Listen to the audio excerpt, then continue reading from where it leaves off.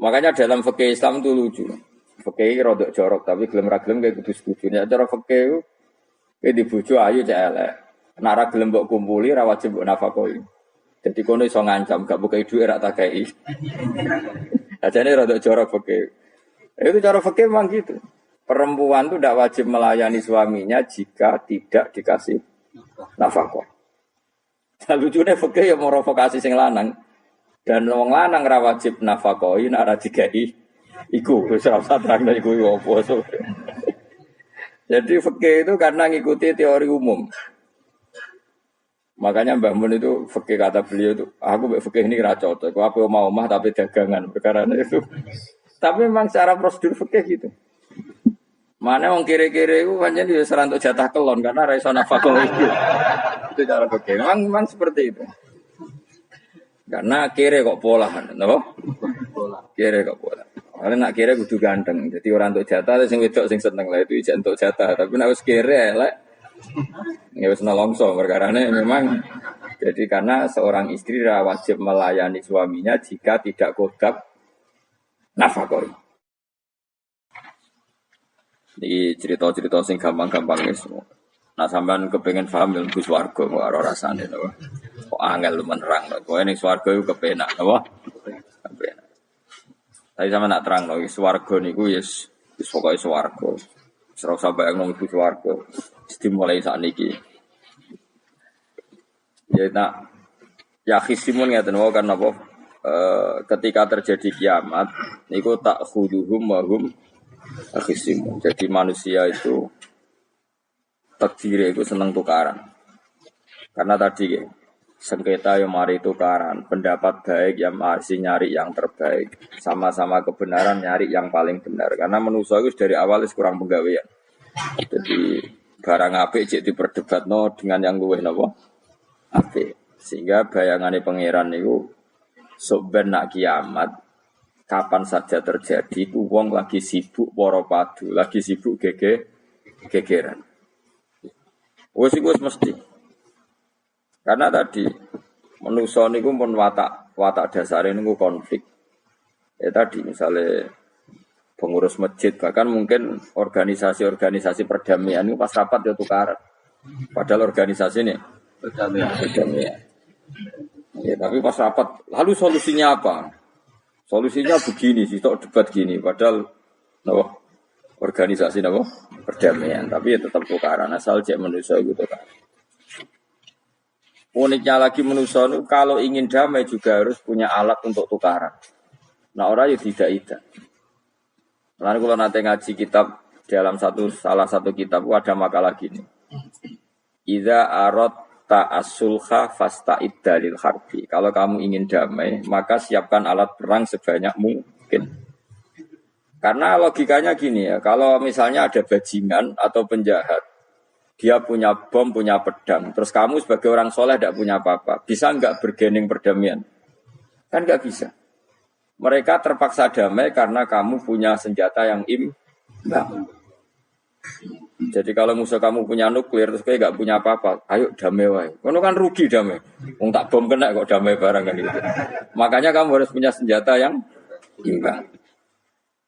Makanya dalam tafsir-tafsir itu diterangkan ketika Allah menyuruh kita wa'iddu lahum mastata'tum min quwwati wa min ribatil khaili turhibuna bi aduwa. Kamu umat Islam harus menyediakan alat perang sebanyak mungkin. Itu bukan berarti Allah menyuruh umat Islam perang terus ibuatan. Dalam keadaan dunia yang banyak gesekan seperti ini, orang itu bisa damai justru kalau sama-sama punya senjata. Dan itu teori itu dipakai seluruh dunia. Segamane cara sing didelok wong akeh sing ora jare. Misalnya Amerika kan terkenal dikjaya, Korea Utara ben dirgani Amerika kudu gawe senjata sebanyak-banyaknya. Ya sudah seperti itu sudah teori yang dikatakan Quran. Karena manusia punya watak dolim. Watak dolim itu nak ora diimbangi ya mesti yang satu diinjek. Makanya dalam fikih Islam itu lucu. Fikih rodok jorok tapi gelem ra gelem kayak kudu setuju. Nek cara fikih kayak di bojo ayu cek elek. Nek ra gelem mbok kumpuli ra wajib mbok nafkahi. Jadi kono iso ngancam gak bukai dhuwit ra tak kei. Ajane rada jorok fikih.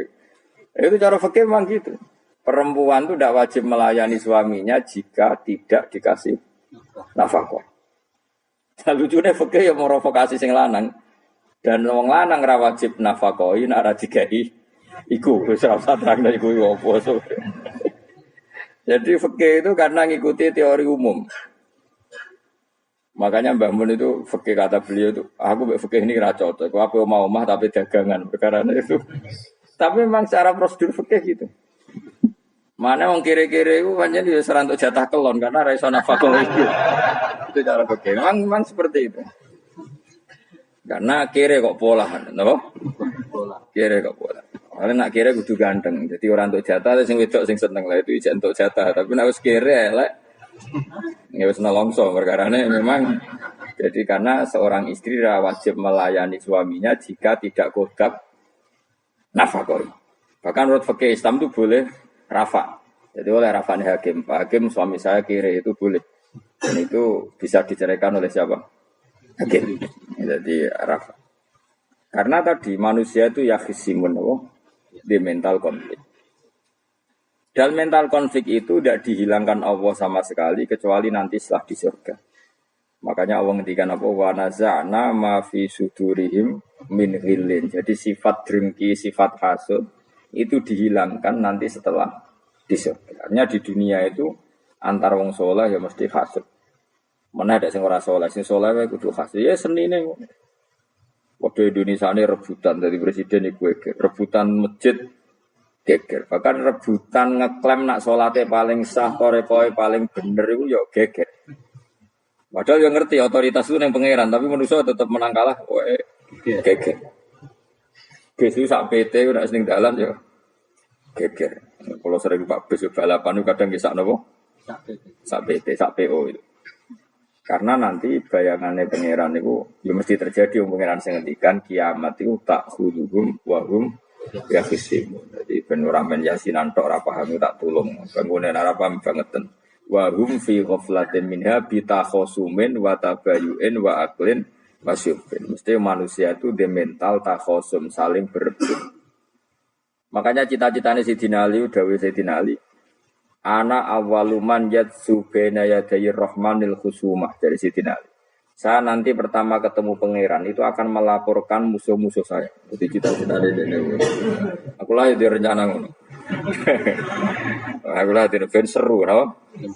Jebule bareng lapor ku ala wah ya nyoro. Sayyidina Ali beda wae anak gue wis lapor jebule. Salah. Karena apa? Ya itu tadi. Manusa itu wis pokoke ngono. Pertama manusa itu Nabi Adam. Iku ya wis geger mek malaikat. Dari pangeran Adamu khalifah, dari malaikat khalifah kok manusa mesti seneng geger. Tapi malaikat protes itu ya geger dhewe. Wong pangeran sing duwe kawula kok ngangkat digegeri. Dengan pangeran ra trimo. Wong aku sing duwe makhluk gawe aturan kok mbok gegeri. Iku pangeran. Jadi manusa pertama iku ribet. Pertama ribet mek malaikat. Bareng Qabil mek Habil ya ribet mek dulur. Mulai dhisik perkara wedokan. Terus kunane kunong wedok mari ribet. Kalau nong wedok tambah ribet. Soalnya doanya aku sering ribet, dinikmati wae no. Dinikmati. Makanya banyak orang top itu. Kalau punya kenalan banyak orang top. Niku ribet itu di manage. Jadi ada salah satu tokoh Indonesia itu terkenal sekali. Nak pidato ra kontroversi ra iso turu. Tapi nak wis pidato wong bingung kabeh iso turu. Niku saya sangat kenal orangnya. Saya supire takoki, "Mau piye? Tak pidato ini bingung ta." Nah dijawab ra bingung kecewa deh. Dene jawab wah bingung sedanten. Wah, sewenang itu iso turu deh. Karena memang konflik itu manusia tuh seperti itu. Jadi apa? Kebaikan pun makanya ada guyonan ini betul kisah nyata ini. Tapi reputasi bernegaranya ini karena sensitif. Ada negara tertentu yang muadzin itu digaji 30 juta. Jadi orang melarat ini muadzin tok itu 30 juta. Naiknya BMW. Imamnya itu digaji 70 juta. Hitung saja kalau 70 juta satu bulan satu sholat berapa? 70 dibagi 30. Kira-kira berapa satu hari ini? 2 juta ya, sekitar 2 juta 200 lah. Enggak kayak Indonesia, imamnya fakir-fakir terus muadzinnya fakir-fakir. Dikira itu satu prestasi negara itu karena mengapresiasi, menghormati muadzin dan Jebule sing kiai Indonesia aja penak. Madikman ke salat terus. Maksudnya lah madikman ke salat terus lah ono gajine ngono. Akhirnya kecewa. Semenjak itu ora berani cerita prestasi negara itu pada Indonesia. Ya dia itu bangga negaranya itu menghormati imam sampai digaji, muadzin digaji. Dikirakan Indonesia dinya. Imam Indonesia kan fakir-fakir, kadang wis padasane elek imam dhewe koma dhewe. Macam-macam. Nah. Tapi dekne gak ngerti nek Indonesia ku pinter tukaran, pinter debat. Oh, berarti ke sholat terus itu perkara ono gajine tuh. Makanya imam di sana sergap-sergap karena kalau nggak ngimami dipotong gaji. Semenjak itu negara itu nggak pernah cerita prestasinya negaranya mengelola imam. Nah itu dunia-dunia mari geger. Saya sering debat sama banyak kiai karena itu. Gue setuju di masjid imami digaji sama ndak. Misalnya saya partai ikhlas, setuju ndak biar ngimami itu ikhlas. Ada yang partai realistis, mereka kan punya keluarga, harus dibaji dong, kalau enggak kasihan. Partai realistis versus partai ikhlas. Menang mana coba? Menurut hukumnya Allah mungkin menang ikhlas, tapi partai realistis, masa uang kok ngimami tok rantuk gaji. Artinya apa? Dalam kebenaran saja bisa diperdebatkan, apalagi barang benar baik batin. Karena manusia itu punya mental wahum yakhisimun. Ya sudah seperti itu. Makanya nanti benar-benar gak ada konflik itu di akhirat. Mana akhirnya imam gak bangga.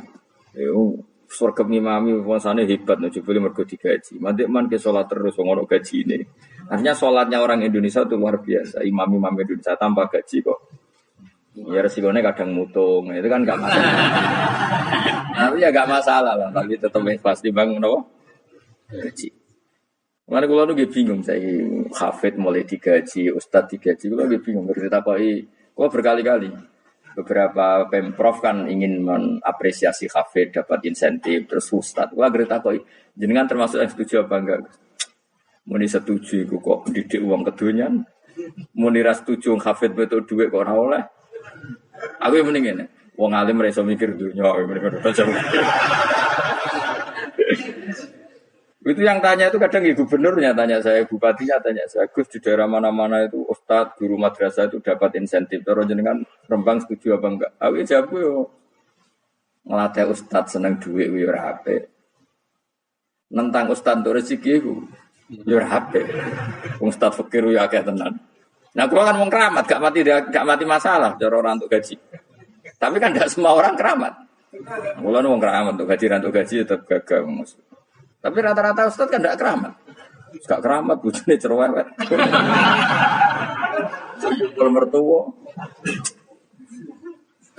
Nggak, kalau sampean misalnya jadi, ini cerita Wakisimun. Seman setuju nggak kalau ada hafid itu dapat insentif? Ayo, ngaco. Setuju ora? Loh, kok setuju hafid?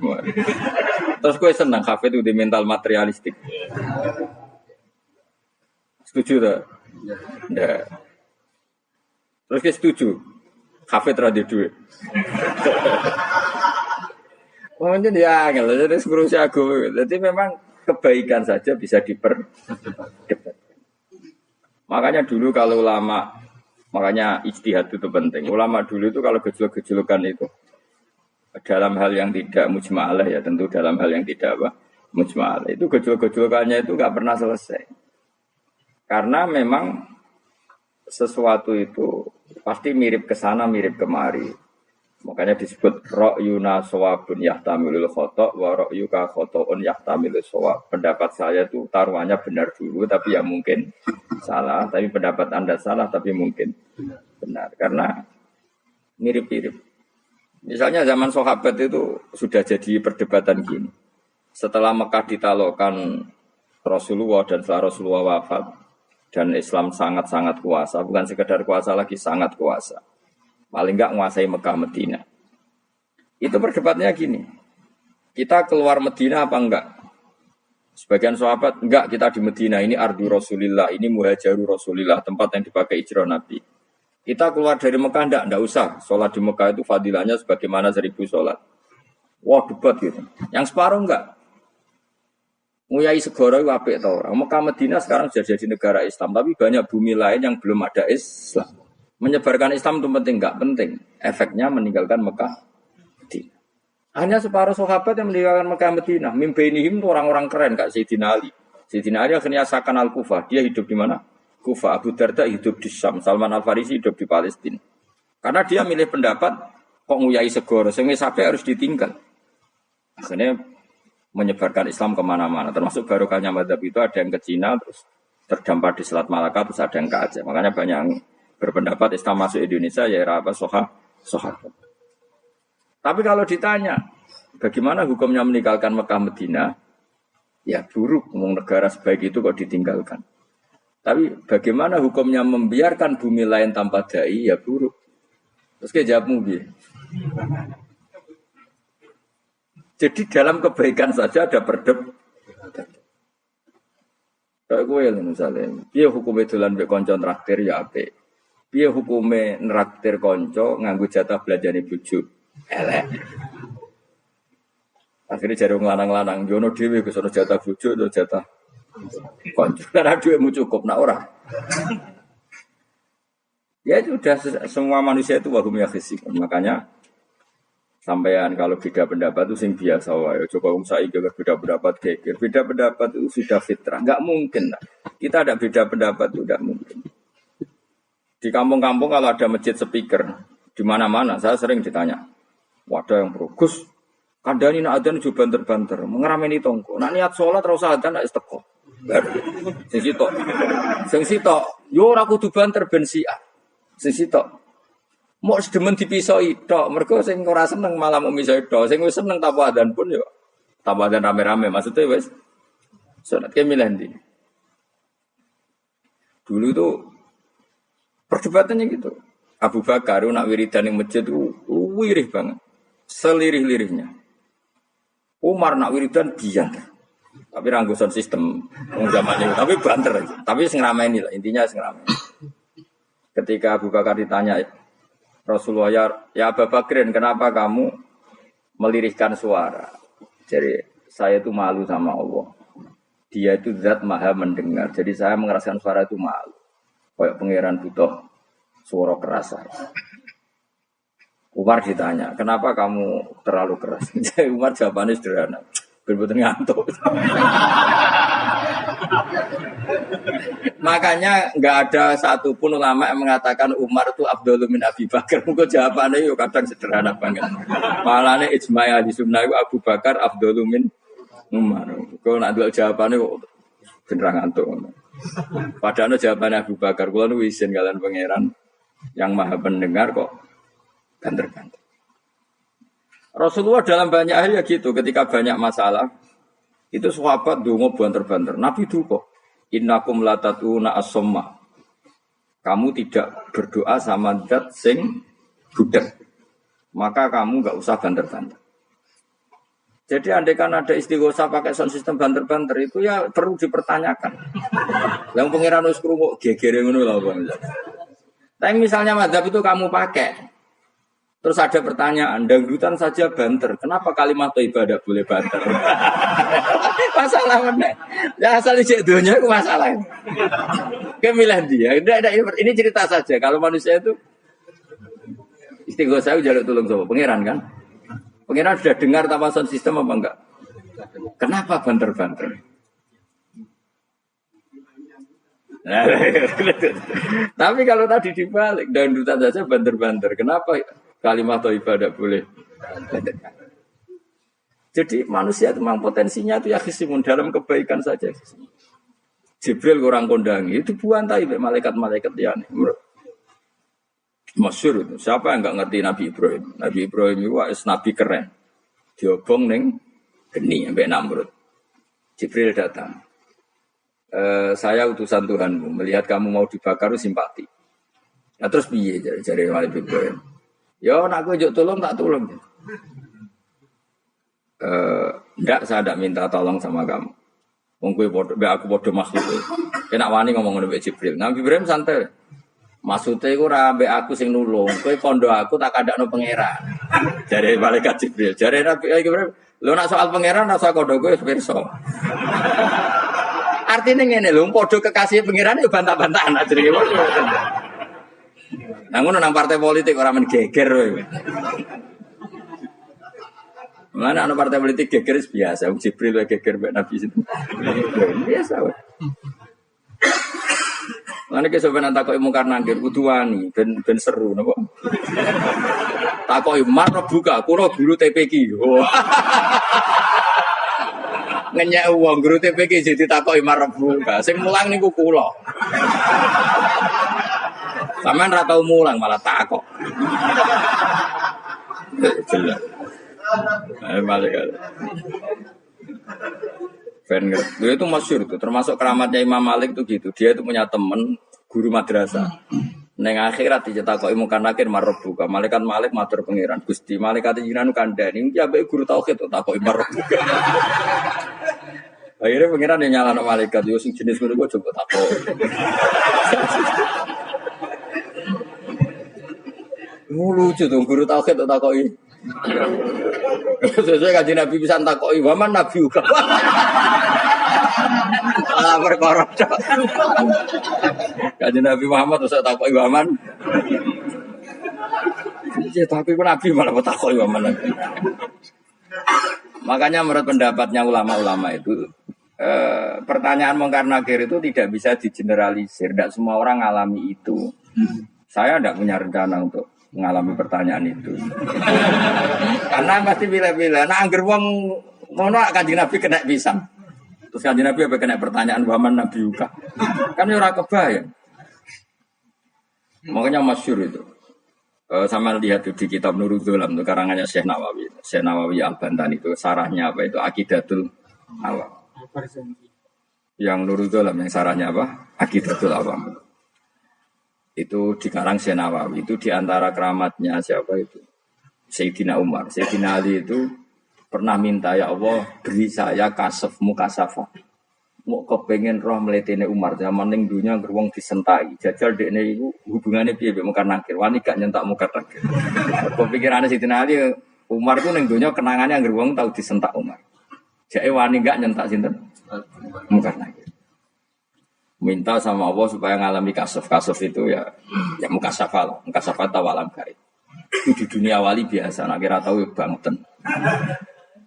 Di dunia wali itu biasa dan itu pasti mustajab. Mukasafah. Umar mati kabudut tunggu nih minta kasaf. Tawanan Umar tangi turu tangi ke kuburan sewante. Bukan akhir teko dengan wajah sangat mengerikan. Misalnya Dinali nyeritakno wajahnya itu kal kidril goli kaya ompreng sing apa nyala. Wes pokoke seru. Wah, jadi Dinali kalah iki ya ora rasane iki. Ternyata apa? Buar mungkar nakir pacak kono Umar ngupatek. Kamu tahu ngedapi siapa kamu? Saya ini teman dekatnya kekasihnya Allah. Ada ini nggak ada lo kancane. Kamu tahu saya ini siapa? Ana sodiku Habibillah. Saya ini temannya kekasihnya Allah. Bukan akhir mulai mikir waduh. Iya. Orang nyentak wes disentak sih. Ini bisa kamu pakai nanti. Gue roh aku. Wah, gue biasa gue jalanan ngalor itu. Kemudian cari muka anak, jajal wocok. Ya repot. Siapa ya? Kan gue wocok, orang kan wocok. Kan mau gue wocok. Akhirnya karena akhirnya nangis nih pengiran. Nangis Gusti, selama ini saya biasa nyentak, kenapa sekarang malah dibentak? Terus kata Allah, ya sing sopan sithik iku kon. Semenjak iku mungkar nakir itu punya aturan. Ya ngene aturane, aja prosedur nemen-nemen wae nek ketemu kekasihku aja garang nemen-nemen. Semenjak iku sudah tidak segarang itu. Terus dinali intine terus ternyata konsisten. Maksudnya Umar itu ning akhirat pun masih main sentak. Ya bagus lah konsisten maksudnya apa? Bagus. Karena tadi manusia itu mempunyai mental wahum yakin. Itu enggak bisa enggak. Sudah di perdebatan kebaikan. Makanya rapat keluarga apa? Masih niate silaturahim tetap Dolan ning dulur niate silaturahim, bareng dulure rapati perhatian. Dolan ning ado-ado, rapati rahab. Gremeng kan padahal niate silaturahim. Itu ada organisasi perdamaian, kira-kira di internalnya banyak konflik gak? Banyak, padahal jenenge organisasi perdamaian.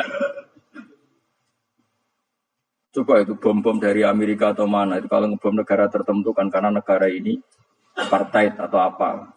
Tapi untuk damai juga melewati apa? Bom dulu. Untuk memaksa satu negara agak perang, ya dipaksa dengan alat perang. Coba Indonesia dijajah Jepang. Jepang itu mau pulang karena dipaksa sekutu. Jadi untuk damai saja dipaksa dengan alat perang. Itu dunia. Betapa ada idealnya dunia. Untuk damai saja harus perang.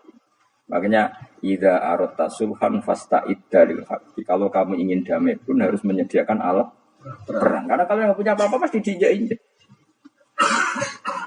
Ya sudah seperti itu, ini dunia semuanya nggak pernah sempurna. Sampai damai harus perang, harus paling nggak punya alat perang. Karena mentalnya manusia itu wahum yakhishmun sampai pas kiamat diwijek wahum yakhishmun. Makanya ya sudah seperti itu. Tapi nanti insya Allah barokah kesolehan itu perdebatannya dalam kesolehan kayak yang dialami malaikat Jibril dan Nabi Sinten Ibrahim. Malaikat Jibril empati ya karena kekasihnya Allah dibakar. Ibrahim merasa dekat sama Allah, gak perlu perantara Nabi siapa? Malaikat siapa? Jibril. Itu bagus ya perdebatan dua orang soleh. Banyak lah. Rasulullah dengan Jibril ya sering kadang-kadang debat, tapi perdebatan orang-orang soleh itu memang luar biasa.